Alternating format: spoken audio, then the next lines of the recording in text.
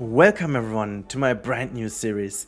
Welcome to Venlo Zoo. This is going to be a city zoo project in Planet Zoo. And with that, welcome to this brand new series. It's going to be a packed and very long episode. I've been working for over 4 weeks on this alone. I've been reading all of your comments. I've been tying in a lot of the ideas you guys had. And I've heard you. Because so many people have been asking when I'm going to do a city zoo. City zoo is something that I have been doing at the very beginning of the Planet Zoo era, so a couple of years ago, and then we've branched out into so many different projects, and now we are back. We are back in a city zoo, and it's going to be a Dutch zoo. However, I want to say that the Dutch zoo stands for a Central Europe city zoo, and this is a very classic one, and it seems like a very logic choice for me, but it's not really that logic because I've been doing so many different takes lately, also different countries and different continents and stuff, and we've been in Europe, yes, with Zoo Sicily, but I definitely wanted to be rounding the whole thing up with a very emotional thing, very close to my own heart, and also actually location where I'm living, because this is based off the area I am living in, and I'm living in Germany though, but Venlo is just across the border. It's like a 10-minute drive from me, and this intersection, what you're going to see, what I'm building over here with like the highway connection, is literally the one I'm using to go to a specific, actually it's a garden center, but that's not the story. This is what just kind of reminds me of Venlo. I've got a lot of very great memories with that little town. It's not like because it's super specific, it's just because it's like the first country I've been visiting in the like as a kid and so on. So it's always something special. And I thought, how cool would that be to have like a city zoo over there that is just using the free, land that is available in these regions, because, well, there is a lot of land available. And yeah, this is going to be a very nice story. I'll be taking you on this trip today, and we're going to talk a lot about where this project is going, what my idea was, and, all these things that came into play when you guys were commenting it. So maybe a couple of things already to give you a broad idea. It's a little bit more aimed for realism in that sense that I'm trying to have a lot more logistics in mind, and where the zoo would be located and what kind of challenges we would have, also from starting from weather over, again, logistics and paying tribute to the Dutch culture. You'll see that we have a huge parking for bicycles, for example, that we've never done in a project so far, but we have like a huge parking lot for that. We're going to do a bit more of a parking lot management as usual, but it's going to be a bit more focused on how it would be working, actually. So a lot of these things that I'm going to look into, because I feel like this has something to do with the city zoo. And the city zoo itself is going to be a lot more focused on the development from the not so shiny past of a zoo towards a more modern approach. So it's going to be a mixture of like how it's used to be in the past. It's not going to be all shiny new and conservation friendly in that way. It's not going to be all super ethical, to be honest.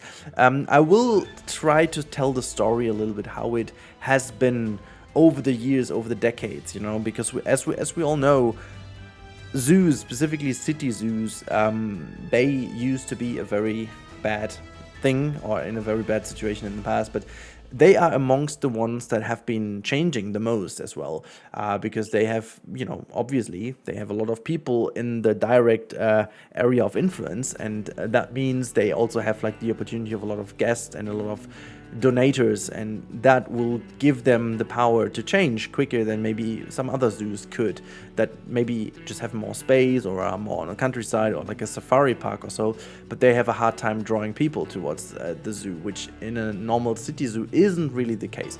And you can see I have the time to tell all of that because we are doing a lot of preparations. For those of you who want to see a bit more of zoo, you may actually skip forward, but trust me, there is a good chance to get across some very very cool things if you listen to me fully. I will talk to you about a very specific way of how to integrate you guys as a community. There's going to be a little bit of a surprise at the end of the episode in the real-time part. So yes, there's going to be a real-time part because oh boy, is this a crazy build. It's almost a full zoo already, it feels like, but at the end of the day we only have one habitat. But you know, there's a reason for that, and you'll be able to understand. But we have already moved from the highway to our entrance area, and this again is a little bit of a difference to my other project so far. With most of my other projects, we've been getting into the zoo rather quickly by just building an entrance, and then we've been right in there. And this time around I wanted to make sure that we have all the infrastructure before the zoo, or like just in front of the zoo, already laid out, so that the whole thing feels a little bit more interconnected with the world around and not just that isolated zoo in the center. I wanted to ensure that we have the full story of a zoo, how to get towards a zoo, how there is like the anticipation going into there. You know, me having a kid now, I do understand what that means, like having a little kid being super excited from the moment leaving the car, and you know, all these things tying together, and I can maybe see some animals from the distance, or maybe some flags and so on. Like this is something I wanted to bring into this project again. But again, as said earlier, I will bring you guys into the project too. There will be something special, as I said at the beginning, but there will be also the chance for you to become a vital part of the development. Now, what I want you guys to do specifically in this series is bring in your ideas as much as you can about all these aspects of a real zoo. And I'm not talking about this super detailed backstage area, you know. I don't want to design like a crazy, I don't know, veterinarian lab by myself or so. This is not the type of realism I'm aiming for. I'm aiming for a realistic city zoo experience. Like, let me know in the comments, how is your experience? What was the first zoo you visit? Maybe what was the first time you realized that maybe the conservation aspect isn't the greatest in the zoo? What was the first habitat that you recognized isn't maybe the bestest you can see? Because this is exactly what I want to get this project involved with. I want to use this project to speak about these things and showcase how it's been done better nowadays, and what's been mostly the issue in the past, and you know, apart from the very obvious issue that it was only making money, you know. And today there is like a conservation aspect around this, but it's not been that way in the past always. So yeah, I want to talk about this. And with having this huge entrance area, it also gives me space to just make something so much more engaging for the guests to come in, but also to guide the guest flow a little bit better, to also make this whole thing look just so much more realistic already by design. And this is something I haven't been talking about very often in the past, because I have not really been the best example to. Like, I have built certain layouts and areas of zoos that were super intricate and super hard to follow for many people, because they have been so intricate, and I've spent a very long time and I've spent a lot of effort into making this look good and intricate and nice and as great as it was. And if you take, for example, Zoo Sicily as the latest example, that is super nice and so on, but also very complicated with all the different height elevations, and it's not simple to follow. And this is also not by design a zoo that you would build to be efficient and also space efficient, to be honest, because that's also what a city zoo has to be. There is usually not that much space available unless you're in New York and you've got a full Central Park, but that's a different story. We don't really have that much space, so we have to be more efficient with the space. And then again, I wanted to still have a huge entrance area, but then this also covers a lot of the essentials that we would normally bring in a bit of a different way. So today's video will showcase so much of the entrance area because it's so vital to the project. This will be by far one of our biggest plazas we are going to have in the entire zoo. This is one of these areas where you can meet up, you know, make sure that I don't know, make sure that you make a plan with your family where to meet up later on. And, you know, if you're having older kids, you can say, hey, you know, go explore the zoo on yourself. And then at, I don't know, 2 p.m., we're going to meet up here at the statue on the Central Plaza. So this is a bit of the thought that went into it. So I didn't want to make a guided zoo because, as said, a city zoo is always very keen on making best usage of the space. But before we dive too much into that, let's quickly speak about the architectural approach I'm having, because we're literally building the first important building. And obviously I'm going into a little bit of Dutch architecture, which makes sense because we're building a Dutch zoo. But also this shall be a little bit of the story of the zoo.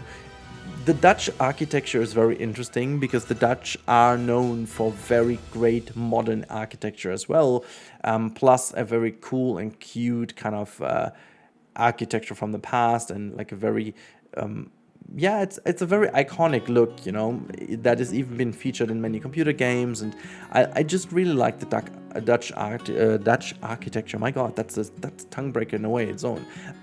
Yeah, Dutch architecture is really great, and you know that we've been trying to build this a little bit with Kwali when we were doing the colonial Dutch architecture, mainly driven by Sylph, obviously. But I honestly wanted to get into that because it's a very familiar style for me personally, because we've been so many times in the Netherlands. I honestly can't tell you that this country doesn't even feel like a foreign country for me anymore. It's really, I still don't understand why I'm not speaking the language. I almost feel bad about this because, like, there's never been the point to learn Dutch, but I feel very bad because I've been there for so many times in my life and I still can't speak a word.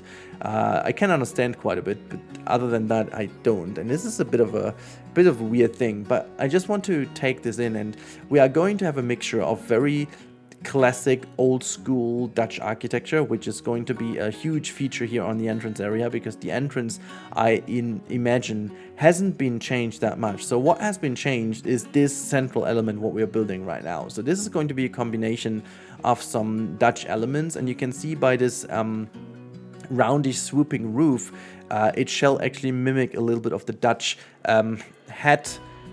Is that like it's not a hat, what the millers in the past kind of have been wearing. So they, like, there's a very iconic Dutch Antje, almost like a picture.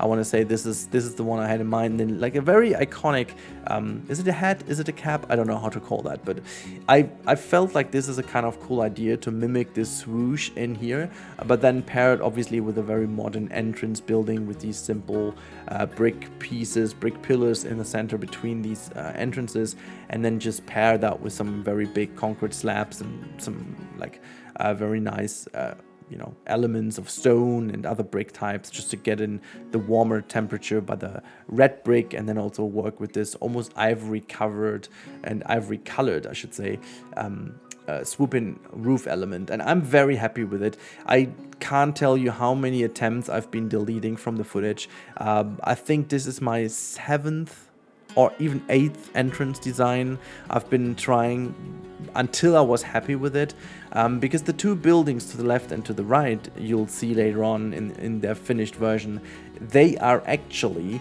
the ones that mimic the old style. And then, speaking about the old style, I wanted to have something that I have never really been doing because it hasn't been part of the game earlier, but we need a souvenir shop right at the front. This is very common, and specifically in these old zoos you will have them because they were all about raising money. So as soon as they found out that souvenirs and merch is a good thing to make money, they had this thing placed very prominently at the very entrance of the zoo to make people really go into there and, you know, to spend the money they have on these animal plushies or whatever they had as merch. And honestly, it's super clever because most people would be leaving the zoo at this entrance again. So once the whole day was done, and maybe they have decided, okay, now the kiddo can have the plushie because it has been such a wonderful emotional day, you know, you've seen the animals, and, you know, there's that will to spend money now. Again, it's like a double, almost like twice as clever positioning at the beginning or at the entrance area of the zoo. So here we are building this with a very classic Dutch style for the exterior facade, and it's been actually a little bit of a challenge until I was happy. So you can really see how much effort I put into this entrance area of the zoo, specifically because I wanted to nail that. And I feel like this project is the perfect combination of everything I've learned over all these thousands and thousands of hours I've spent building in Planet Zoo, and hopefully you guys can take so much inspiration from that. And there's a completely new usage of pieces in here, very European driven, obviously. You can imagine that if you want to go that route too, you should definitely have the Euro pack, as it's been one of the greatest packs when it comes to architecture. You get a lot of great pieces when it comes to these more classic old school houses, and with a lot of brick and, you know, different, I don't know, limestone and what else is in there, different types of stone, great textures, super flexible, everything. You have a lot of flexi-color elements in there. I think the Europack may actually be the one with the highest amount of flexi-color pieces, or maybe I'm mixing that up because we've had a bit of a backlash afterwards. I don't know, but I think it's still a very great pack with a lot of flexi-color options in there. If it's the most or not, I don't even know, but it doesn't really matter that much. It is a great pack, specifically for builders if you like building as I do. And you can see I've been doing a lot, and again, I've been cutting out so much footage that you cannot imagine. I could have easily made a video that was over 2 hours of content by having this stuff sped up 10 times, and I'm not even joking. That is ridiculous, because I really, like, I honestly hoped that this is not going to go that far, and all these hours of researching and gathering together, you know, music for the video and making sure that I find the right images as like an inspiration, thinking about layouts, spending time on Google Maps. This, by the way, because so many people ask me always where the inspiration comes from. Well, that's that. I'm doing research, you know, looking at images at Google, was looking into some Dutch shops and so on, like daily shops or whatnot, like really making sure that I look at certain things. I just Googled for some classic Dutch buildings, and then I obviously also searched for some Dutch zoos, but then I figured many of the Dutch zoos are pretty modern by now, like Burgers Zoo or the one in Amsterdam. There's a Gildrop, I can't pronounce Dutch so very well, so you know, please bear with me if I don't do that correctly. The same goes for Venlo, by the way. I think it's gonna be called Venlo and not Venlo, but it's like Venlo is like very German, I guess, and Venlo is like the Dutch pronunciation. But again, you guys correct me if I'm wrong. So I tried saying that, you know, in Zoo Sicily, it just took us until the very last episode until I was able to speak the word correctly. So maybe we're quick at this time. Now you can see I'm borrowing a lot of these classic European things. I'm also this time around not changing too many of the pieces, because I feel like they already fit in right as they should.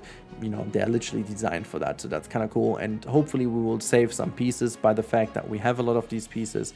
You can see I'm doing a lot of cleanup here to move things into the center. I've used the copy paste trick for those of you who are not aware. If you want to be kind of a bit more productive in these builds, you can always use the grid as like a guidance. You know, you build your one wall design that you want to have and make sure that you've got at least one grid piece involved in that one. And once you're happy with the design, you can just select everything with like the group select option, and then you can just copy paste that by hitting Control D instead of X, and then you're able to copy that around on the grid, which makes it always super perfectly aligned. But sometimes if you haven't been 100% accurate on the 4 meters of the grid, you have a bit of an overlay to the side, and to get rid of it you need to move certain things around later on. It's still much faster than doing this by hand, but just as a little tip. Yeah, you can see for the shop I also did a bit of a backstage area for where the staff members can go, you know, obviously giving them a little bit of a gate, imagining that this is the warehouse where they have some goods stored and so on. Not the biggest one, because it's very close to the entrance. We are going to have a warehouse or like a storage house later on. And then I figured that this kind of castle wall over here looks like a very cool ground color, or like ground texture. I was aware of the fact that this may not be the most clever one, but I feel like in combination with this one over here, another brick texture, it just kind of looked cool.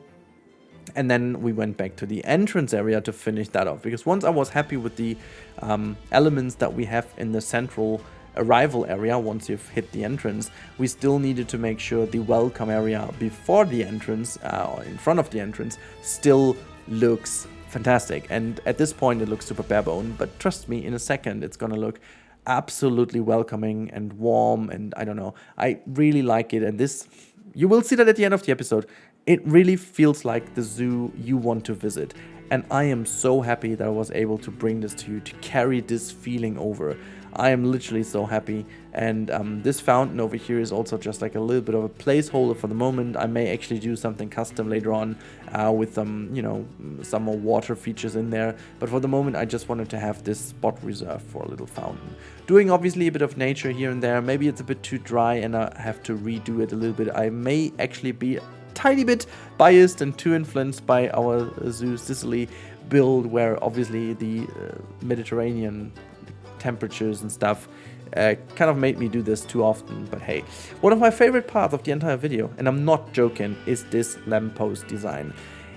It is inspired by some pictures I found on Google of a Dutch lantern design, and as much as we have already a lantern in this game, which is already pretty close, I wanted to have my own design this time around.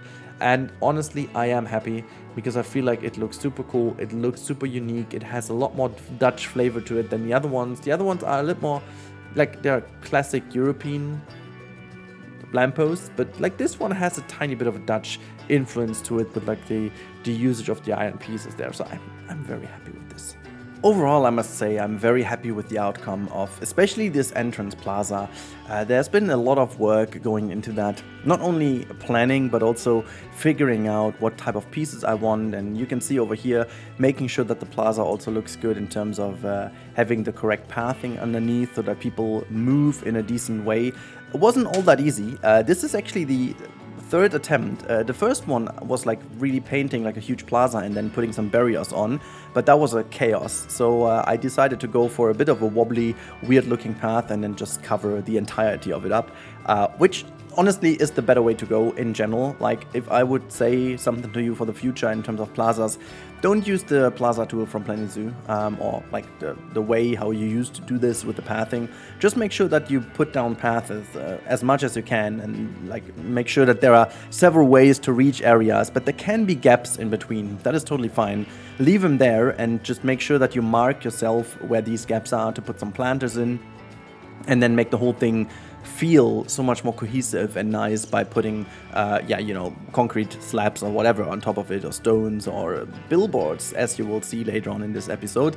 We're doing something with billboards again, and there is a reason why I said this is potentially my most elaborate and most complete build I've ever done, with all of these things I've learned over all the years and all the projects, tying this in here. And you can see also we have our guest spawner number 1. There will be several more, don't worry about this, but this is one guest spawner we have over here. We will have several guest spawners in fake cars. This is an idea I had recently. Like, I like that they're stepping out of the bus, but we could use the normal spawner and just hide the spawner beneath a wonderful parking lot and like put some fake cars down. I'm not entirely sure which type of cars I'm using. Like, there are some very good ones on the workshop, but I guess I want to rebuild my own car just for the sake of fun. I'll do this in some episode in the future. Not sure which one it's gonna be. But yeah, as it is a Dutch zoo and a Dutch area, we need bicycle parking more than anything. You know, our folks over there in the Netherlands, the Dutchies, they are an absolute bicycle nation, which I think is a great thing. I mean, granted, you don't really have that many mountains, do you? But honestly, you've got a lot of wind. So all these people always complaining about the Dutchies having an easy time driving the bike because there are no mountains or hills. Have you ever thought about the wind? You know, it's a very coastal area, and wind, I personally find wind is almost worse than inclines or declines, because with every incline there's a decline that you already know it's gonna be there. So it is, you know, it's a very nice, fun experience to have go up and down. But if it's all straight and you just have headwind, that is the worst thing to have, you know. This is the absolute worst, because you're not like, oh yeah, in 2 kilometers it's gonna rotate and I've got a tailwind or so. No, you have it straight in your face the whole time, and you have to work twice or 3 or even 4 times as hard. So I feel you guys, okay? You're still very respectable that the Dutch people are such a nation of bicyclists or cyclists. That is so, so cool. And I wanted to pay tribute to that by having a huge bicycle parking. It's not going to be the last, because we will have a side entrance that is located towards the downtown city, just as a little spoiler for the future. Again, there's a lot more planned. If you're interested in the plan, I will actually upload the entire plan of the zoo in the Discord for members of the channel. So if you want to become a member and see this plan, I'm gonna have this plan public somewhere in the future, but I will put the plan coming week into the Discord to get some feedback on it, you know. And the founders will have the chance to give early feedback on that, which I think is a good idea. And I'm really, really curious to see. If you want to learn more about the founders of this project or the member engagement, make sure to stick with me till the end, at least till the real-time part, because we're going to talk about this. At some point in this plaza build, I figured this is such a huge area, but we don't really have a ticket booth. Like, I know that the Netherlands is super digital, and potentially a huge amount of people will have digital tickets anyways, and many zoos nowadays don't really have that many ticket booths anyways, because again, people have most likely a season pass, or they have online tickets or whatnot, or they even have people roaming around outside just handing tickets like on a parking lot, you know, when there's like the cashier doing that. So I still figured we need at least one booth in here where you can get some classic tickets. You know, we have some grandmas and grandpas who are there with their beloved kids and grandkids, you know. That is definitely something that would happen. And if I look at, for example, oh, actually, to be honest, it would be my grandma or my grandpa who need that. My dad or my mom, if they have my little one with them, for example, they are digital enough. So you can really see that times are changing, you know. Kids nowadays with their grandparents, the grandparents are already digital. So, I still believe that this argument of the old people don't have digital devices is slowly dying out, because these old people don't live that much longer anymore. But anyways, I wanted to do this little booth over here, because it's not only about the old people. There are still some people who just want to pay cash, okay? So you still should be able to do so. So this is why I made this little booth. And honestly, this tiny booth over here costs way more issues than I thought. I don't know how many variants of the roof I made until I was happy with one.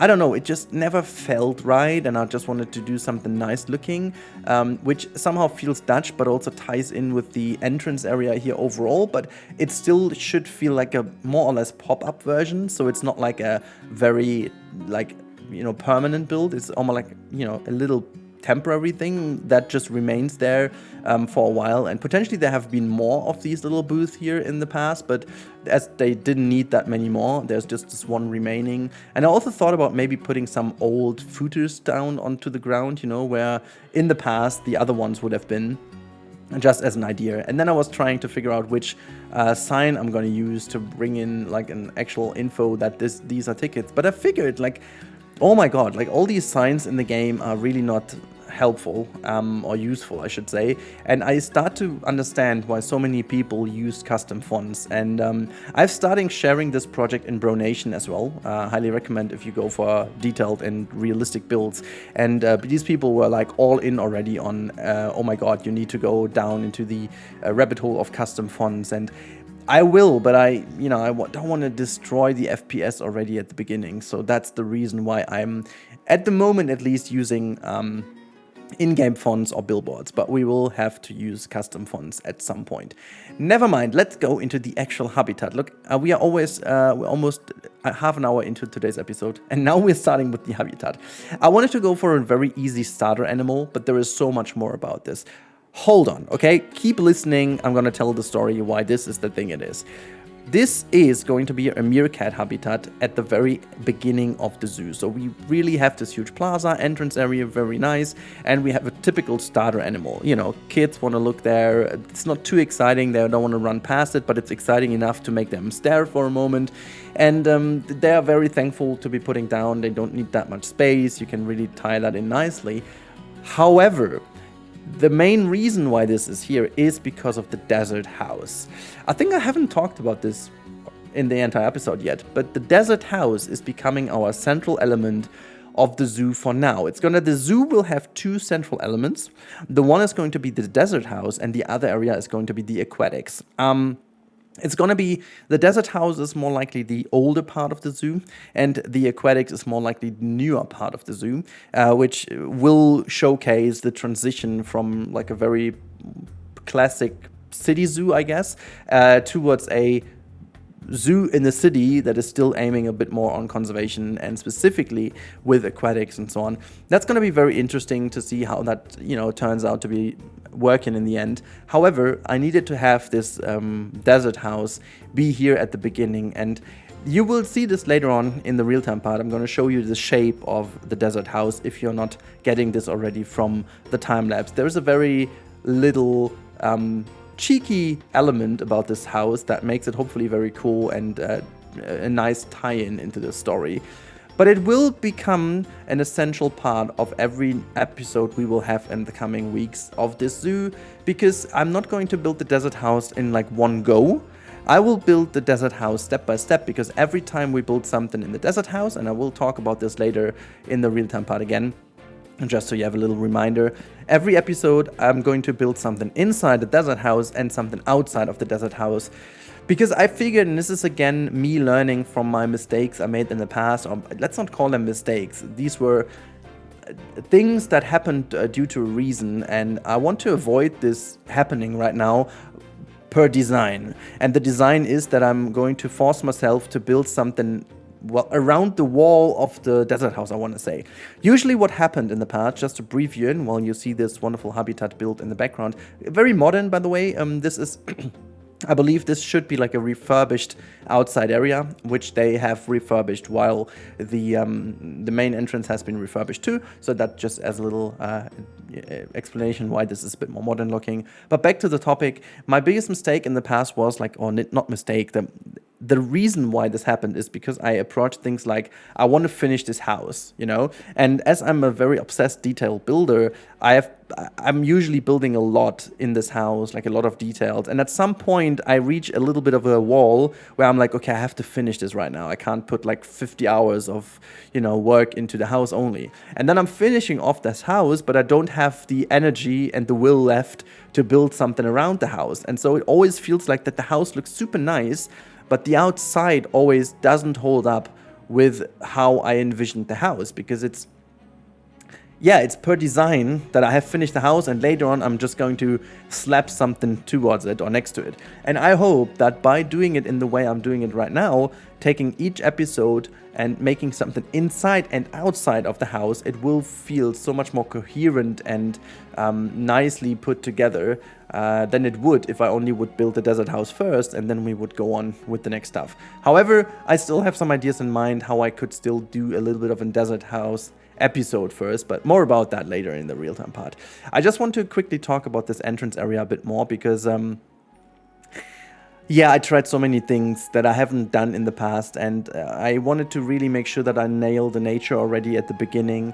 I wanted to make sure that I nailed the overall atmosphere of this huge plaza, and like really making sure that you guys can already feel, yes, I'm in a city zoo, I'm in the middle of Europe, I'm in the Netherlands, That's something I definitely wanted to carry over. By the way, this billboard is a little bit of a hint towards something that's going to happen. For those of you who are members, keep an eye on this billboard, please. You'll see later why. But I just wanted to make sure that we have like a little centerpiece over here that is very typical for a zoo. This just kind of draws your attention towards this area. You've seen that I did a little trick over here with the entire area by sinking down the middle part of the plaza a little to make this all feel so much more interesting, with the staircases going up and down and having a bit of a different layering and making sure that it just feels not super flat, because we will have a rather flat zoo in the end. It's in the Netherlands, we don't really have that many hills, it's not like Sicily anymore, and you want to still make this whole thing look interesting, and you can do this obviously by slight subtle changes of height, and this is what I did here. You will also see that to the left hand side where the where the wonderful little souvenir shop is, that it's not really done yet. You'll see that later on in the real-time part again. I know I'm hinting quite a lot towards this one because we are showcasing quite a lot. But the reason for that is simply I ran out of time at some point, and we will do this with a couple of fixes for the entrance area. I was talking to Sylph briefly, and he gave me a bit of feedback about some of the buildings. And I will do this feedback eventually, so that's also when we are going to finish the souvenir shop. But you guys can also take part in it, so keep listening. I'm going to talk about this, as you can guess, in the real-time part, because I figure there's a kind of cool idea to tie you guys in. Anyhow, so we are getting towards the end of the time-lapse, and oh boy, this has been a long time-lapse. I hope I could carry you nicely through explaining a lot of things, why I did the things the way I did, and yeah. The only thing I can do now is wishing you guys a wonderful real-time part, because it's such a cool atmosphere. I wish to be there. I wish to do that again, but I've recorded this yesterday, so you already get to see something that I have already recorded. But anyways, it's been such a blast to build this. I feel so refreshed, and I hope I could translate that into the videos. Let me know in the comments down below if you can feel the energy going into this one. But now it's time to hand you over to the real-time Rudi, our good old friend, and enjoy the little tour. Oh, I have been waiting for this moment for a couple of weeks now. I hope you guys enjoyed the time-lapse and the voiceover so far, and now we are in the file. It's a very long episode 1, but I'm very hopeful that this will make you guys, be ready for more and hope for more. So this is the entrance area. You can see there's our little bike park. In the end, it's just like we've only one habitat, so just a couple of people came with a bike as of now. It's going to be filled over time, you know. We've some of the administration buildings in here. We've got a small little ticket shop in front of us. We've got this little fountain. There's the roundabout coming from the highway back there. This is our huge parking lot in a bit, and there will, something in the future will be done over here. And as we progress a little bit further, you can see we can grab ourselves like a little park map if we want to. If we want to wait for people, we can sit down and wait until everyone else came in. We have a bit of control for the guest flow, so either if people have to go in via this route because they don't have tickets yet, or the ones with the online tickets, they can just go a path through here and just scan their tickets, and then we are in this insanely huge and by far my best starting area. And then you can see people are already standing over here looking at something, and well, this is you guys. This is a little surprise I had been talking about, and also you can see how people just appreciate you guys in here. So to be more specific, you means the ones who've been at the time of recording being supporters of the channel by being channel members here on YouTube. I will be adding the Twitch subs in, or the Twitch people in as well, and I will be adding you guys. If you want to become a member and a supporter of the zoo, you can do so by becoming a member of this channel, obviously, and well, you will be finding your spot in here or closer to the habitats in future, because this is what we're going to do. This is going to be the founders area at the beginning, and once this is filled in, we're going to continue to have this in different areas of the zoo. So let's first of all go quickly through. You can hopefully read your name if you find it. I'm not going to read them all out. This video is long enough anyways, so you can see that. It's been actually a little bit of a stressful editing until I was able to make this look good. It's been a little bit complicated to make it look good, but I feel like at the end of the day it was really worth it. With our official Venlo Zoo logo in here, you can see that, and it kind of ties in nicely with the asphalt. When it's raining, it's looking all perfect. In the sun, we have this little bit of glossiness from from this being a screen. Obviously nothing I can do about this, but we could also just think that this is like polished marbles or so, and then that makes sense that this would be put into marble. Anyways, we've got our wonderful shrine over here, a little bit of a zoo entrance. I'm also going to put like a zoo map on the backside once it's done, so it's not fully done yet. And yeah, so this is that. On the left hand side, we've got our souvenir shop. Let me just give you briefly a little bit of a glimpse inside. It's not fully done. It's just like the main layout, and we have to fill certain things in. And yet again, this is where you guys come into play. Give us some ideas what we can put in here else next to the things we already have with the game.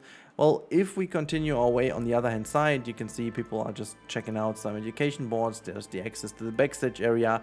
We've got some restrooms and obviously access to all the other stuff buildings. This is going to become our super huge desert house at some point. And then if we continue, you can see some custom billboards over here with our little meerkats in. People can have a look at the meerkats exactly at the right height. As you can see, even kids can see it. A very classic zoo beginner animal with the meerkat, like a very classic beginning habitat, I would say. And this is, it's not going to be like a placeholder, but this is at least temporarily designed. It's gonna become a little bit different in the future because I will also have a bit of a change in the habitat. So I'm gonna stretch this out further here so that there is like a second tunnel leading to this side over here, and just making that a little bit larger as it is right now, but just a tiny fraction, okay, just to make it hug the pathway a little bit more than it does right now. And so this is actually the entrance area of our brand new Venlo Zoo. And I'm gonna jump out of this camera right now because I want to show you the whole thing from above to really tell you what's gonna be happening next, because I do have a very specific plan for the next episode, or I should say for the next episode. So first things first, I'm not sure if we've caught that from the time lapse because I will have to tie the time lapse together a little bit. This is another little special. You can see the desert house has a secret shape of a V for the Venlo Zoo, obviously.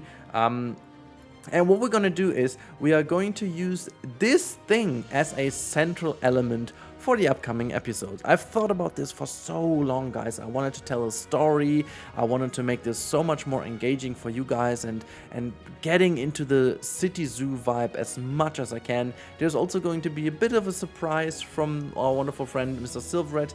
He's been doing, actually he did something that you will already see on YouTube rather soon. I don't want to spoil anything, but I will be able to benefit from that in a certain way, but more about that in the future.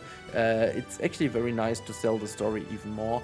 And if we continue in the next episode in this area, and this is exactly what we're going to do right now, so you guys have an idea of what's going to happen, we are going to start over with a wonderful little area over here. And this one is going to be tucked to the desert house. So this is part of the desert house. As I said, we are going to finishing off the meerkat area. We're going to create like a second entrance to the habitat, but then what we're going to put in here is going to be a lar gibbon area. So the lar gibbon is the animal that's going to be in here. We are going to have like a little bit of a island, you know, that's going to be sitting here in the center. So there's going to be like a little bit of a nice island that they can climb to. So we're going to have a bit of a water feature because we don't have really that much water at the entrance here. Going to have some nice viewing from the side, but as it's a city zoo, I'm not going to go too, you know, elaborate into some crazy things. We're going to plan out the pathway a little bit more, and then obviously have a nice backstage access here for the keepers. And then this is going to be continued a little bit like that. So the zoo will branch out eventually into more of these directions from our central V shape. So you can really imagine it being a little bit like a, you know, pathway that goes a bit like that, guiding into a new part of the zoo.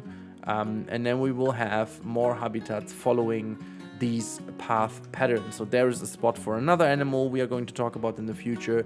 At the same time, we will be doing something with the desert house, so that once we are one time around the desert house, the whole desert house will be filled, and around that we will have certain habitats as well. So that's going to be very nice. I'm still debating with myself if the desert house itself will become a glow up first of all. So might be second episode might be actually finishing the desert house as a house, and then filling in the habitats will be part of the future episodes. But you know, I still have to debate with myself if that's the plan. It took me over 4.5 weeks to get to this point with this wonderful build in front of us. So you know, we can take the time. But my target is to have an episode each week, so one episode a week. I'm not sure if I can stick to that for, you know, ever or always, but that's my target for now, one episode a week. And if you guys are in, have a look. This is going to be huge. Venlo Zoo is our brand new project. I really desperately hope you guys enjoyed the first episode as much as I did. I hope you guys enjoy being a part of it, as you can tell over here. I absolutely thank all of you, because you are the ones who make all of this possible. And I can't thank you enough. This is just a tiny little bit I can do. So I'm looking forward to this series together with you. And just as a reminder, if you want to become part of it, becoming a member on this channel will put you onto that ground shrine marking, whatever you want to call that. And also being just a follower or subscriber on this channel already is a big help to reach that 100k target this year. I really appreciate all of you. Have a wonderful time, and I talk to you in the next one. Goodbye.